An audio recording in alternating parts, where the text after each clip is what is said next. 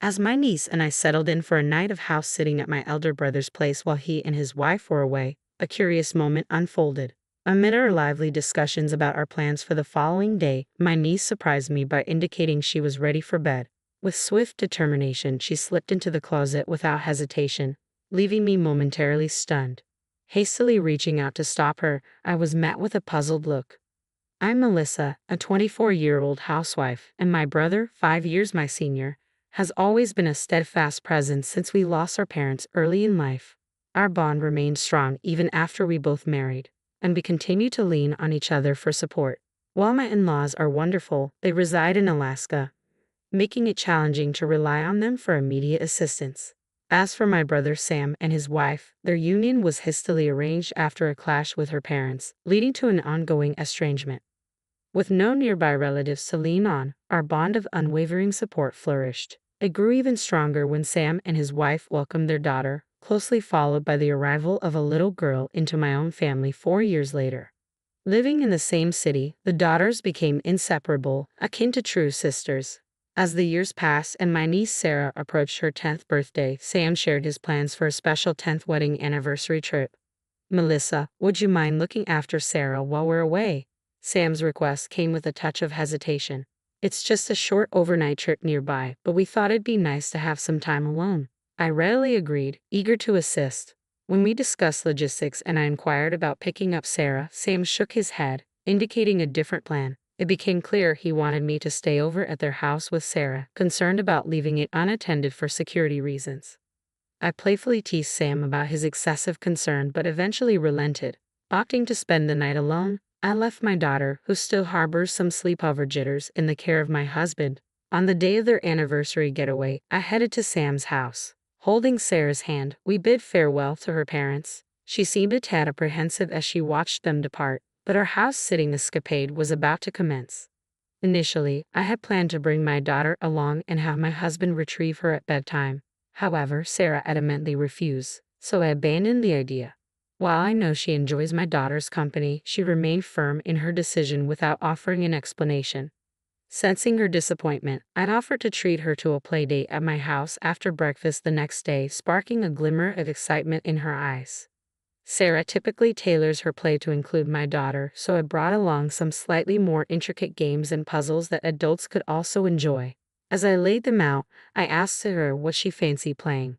We whiled away the hours engaged in games and cooking dinner together, yet Sarah remained by my side, casting nervous glances around the room. Initially, I attributed her behavior to potential loneliness or lingering nerves from being away from her parents, but even after several hours, her demeanor didn't shift. Concerned, I gently probed if something troubled her, but no matter how many times I inquired, her response remained the same. "No, it's nothing," without divulging further. Sarah's guarded behavior hinted at an unseen apprehension. It wasn't until bedtime approached that I grasped the gravity of her unease. Sarah slipped into her pajamas, a smile adorning her face as she swung open the closet door, and declared her intention to turn in early, planning to head to my house in the morning. To my surprise, nestled within the closet was a bed, its presence catching me off guard. Attempting to make sense of the situation, I watched as Sarah swiftly settled onto the bed, bidding me good night while nudging the door close. My astonishment spilled out in a raised voice. "Wait, Sarah, are you planning to sleep in there?" Her response, delivered with a solemn expression, affirmed her decision. "Yes, but it's okay. I'll keep it slightly ajar. If anything happens, I'll wake up immediately."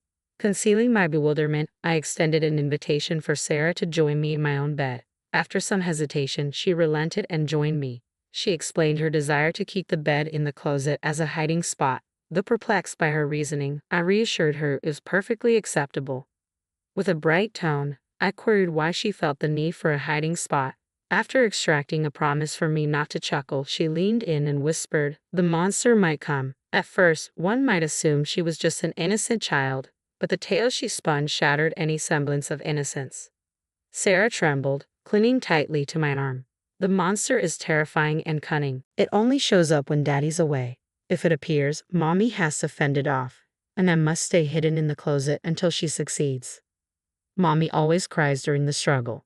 Once, I tried to assist her, but the monster's banging on the closet door scared me so much." I wrapped my arms around Sarah, feeling her tremble against me, and sighed deeply. Perhaps this monster was more than a bedtime tale. It felt too real. The revelation of my sister-in-law's affair, discovered in such an unexpected manner, left me adrift. If the supposed monster was indeed her lover, it wouldn't dare approach this house while she was absent. Yet Sarah firmly believed it targeted days when Daddy was away.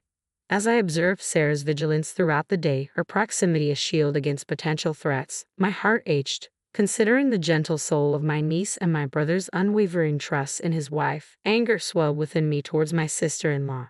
But above all, I yearned to offer solace and reassurance to Sarah. I gently clasped Sarah's hand, offering her a reassuring smile. "Don't worry, Auntie's here today. You mentioned the monster is cunning, right? Well, it'll be caught off guard by a stranger like me and won't dare to come near the house. Besides, your mommy, who the monster always targets, is safe with Daddy right now, so it can't harm her." Despite my attempts to ease her anxiety, Sarah remained clouded with worry, unaware of the monster's true identity. With each passing moment, her apprehension grew, fearing an imminent attack. She suggested we seek refuge together in the closet, prompting me to encourage her to share her concerns about the monster. I hoped that by addressing her fears one by one, she would eventually find peace and drift off to sleep. As I listened to Sarah's distressing revelations, I realized I couldn't simply remain idle. Without hesitating, I whisked her out of the house, disregarding her attire, and swiftly drove us home. Upon arrival, I briefed my husband on the situation and coordinated for him and his friends to spend the night at Sam's house. Around 10 p.m., after my husband and his companions had departed, I received a call from Sam inquiring about Sarah's well-being. "Has Sarah already retired for the night? Don't forget to take care of yourself and your family too. Ensure the house is securely locked. Good night," he advised before bidding farewell. After inquiring about Sarah, Sam urged me to ensure the door was securely locked before retiring for the night. His stern warning resonated deeply, and I fought to steady my voice as I assured him. Once the call ended, I glanced at the peaceful slumber of Sarah and my daughter, steeling myself to confront the lurking menace. The following morning, my husband returned from my brother's house, and my emotions swirled with a mixture of fear and anger as he recounted the events of the previous night. Relief washed over me, knowing my actions had been justified. We spent the remainder of the day at home, anxiously awaiting my brother and his wife's arrival to retrieve Sarah. Upon laying eyes on me, my brother's demeanor shifted to stern interrogation. He demanded to know why Sarah and I had departed his house during the night. "Why didn't you stay put as I instructed? I explicitly warned you not to leave. You claim to understand, so what possessed you to return home on your own?" His accusations left me feeling uneasy, prompting me to question how, while on a trip, he was aware of our absence. Avoiding direct eye contact, he reluctantly confessed, "We provided Sarah with a smartphone equipped with GPS." His revelation contradicted his earlier insistence on not leaving the house during our phone call the previous night. If he had indeed monitored the GPS, he would have easily discerned our departure. Suppressing my urge to confront Sam then and there, I maintained a composed demeanor, mindful not to disturb the children in the adjacent room. "By the way, did you have visitors last night?" My brother's tone shifted, his concern palpable. "Two unfamiliar men showed up at your house late. Who are they? Why would they come to a house that's meant to be occupied only by Sarah and you in the dead of night?" His voice quivered, though not from fear of the unknown intruders, but from a different source altogether. As he spoke, it became evident he was treading cautiously, his eyes darting around.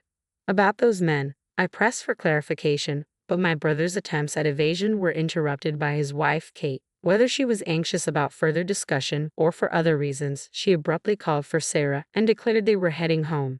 As Sarah emerged from another room upon hearing her mother's call, Kate seized her hand with an unmistakable force. Abruptly, Sam's demeanor shifted, his words carrying an abrupt finality. "I can't forgive what happened, but we're leaving today," he declared, urging Sarah to depart the room. Despite my efforts to dissuade them, my brother and his wife remained resolute in their decision to leave.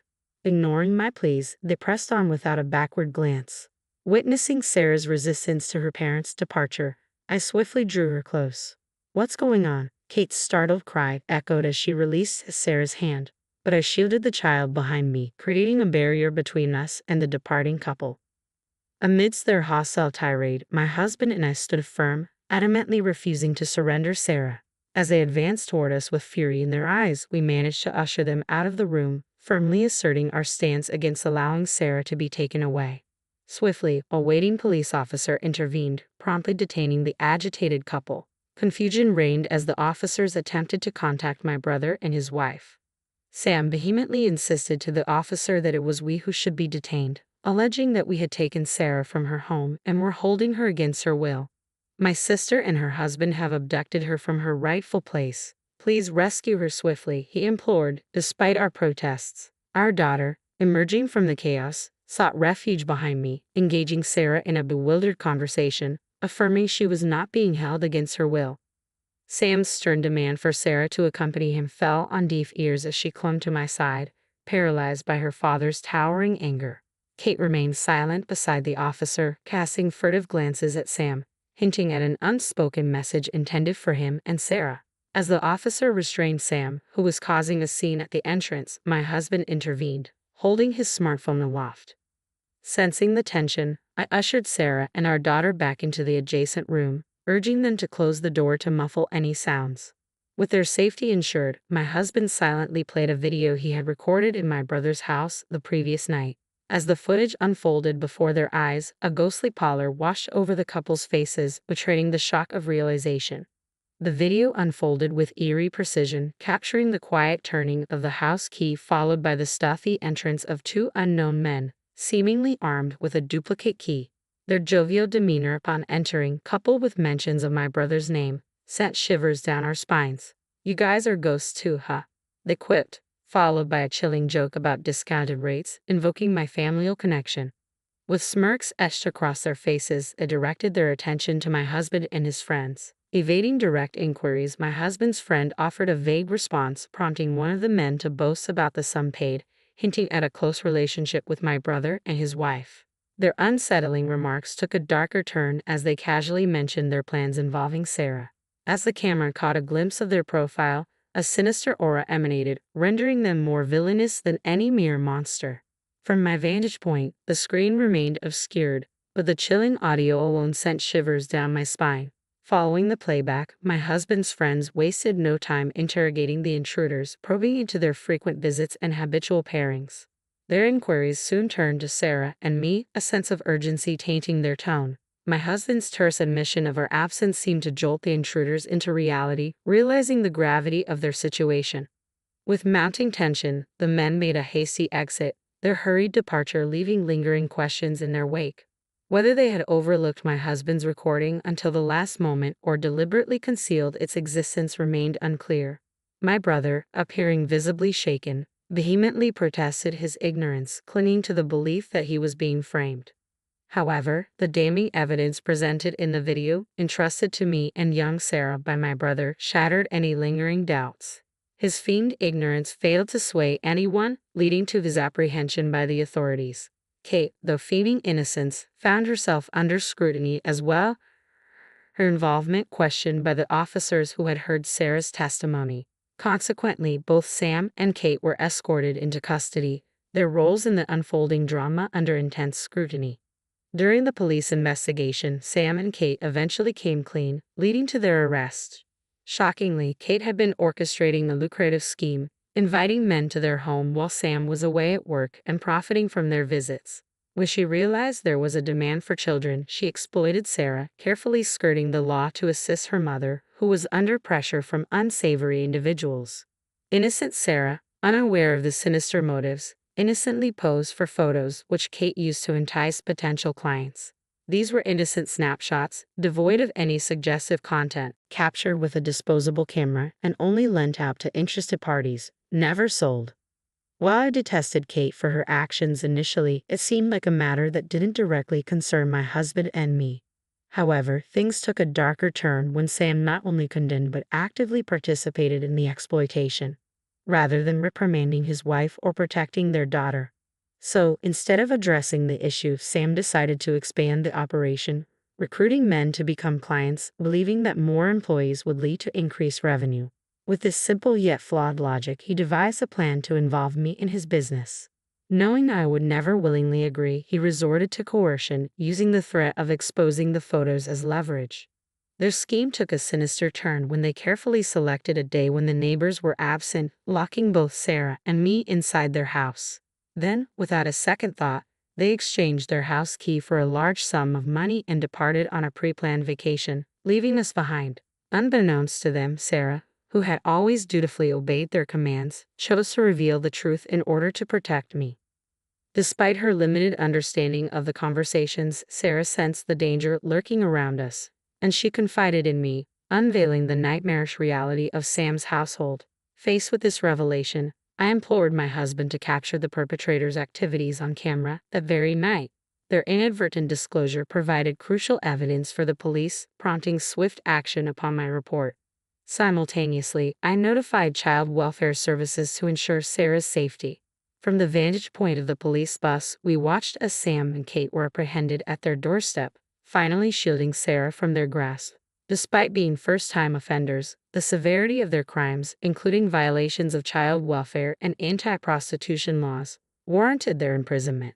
The police emphasized the gravity of the situation, particularly the implications of the stored images of the child, which could never be completely eradicated once leaked online. The chilling reality of their actions struck me to the core as the police relayed this information. Fortunately, Kate hadn't digitized or sold the photos of Sarah and had kept them securely stored, averting any potential leaks. It's baffling to comprehend how my once kind and dependable brother Sam could devolve into such a monstrous figure.